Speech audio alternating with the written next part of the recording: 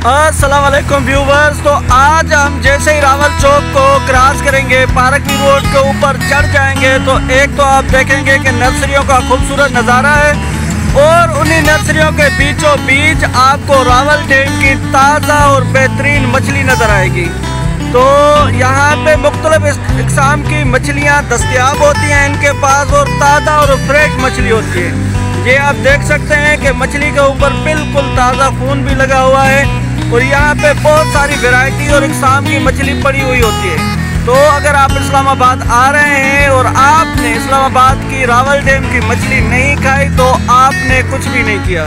तो आप ज़रूर इस्लामाबाद के एरिया में आए और उसकी ताज़ा रावल डैम की मछली भी खाएं। इस हवाले से मछलियों के बारे में हम थोड़ी सी मालूमात हासिल करेंगे भाई से। जी भाईजान, क्या नाम है आपका? मेरा नाम सैयद आफ्ताब है। सैयद आफ्ताब साहब, तो आपके पास कौन कौन सी वैरायटी मछली की दस्तयाब होती है? सर काला रहू होता है, देसी रहू होता है, माशेर होती है सर, उसके बाद सिंगाड़ा होता है, साइमन होती है, रहू होता है हमारे पास। ये आपके पास जो सबसे मोटी और बड़ी मछली होती है उनका वजन कितना होता है? उनका 5 किलो, 6 किलो, 7 किलो इस तरह वजन होता है।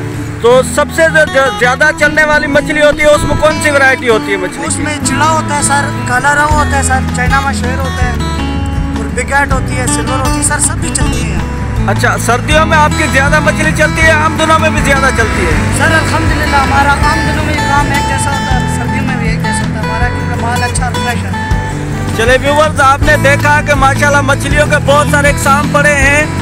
तो आप इस्लामाबाद आएँ और मछली और फिश को ज़रूर एंजॉय करें। और ये रावल डैम की ताज़ा मछली यहाँ पे दस्तयाब होती है। हमारे चैनल को लाइक करें, सब्सक्राइब करें और यकीनन दूसरे दोस्तों के साथ भी शेयर करें ताकि लोग मछली का मज़ा उठा सकें। बड़ी मेहरबानी।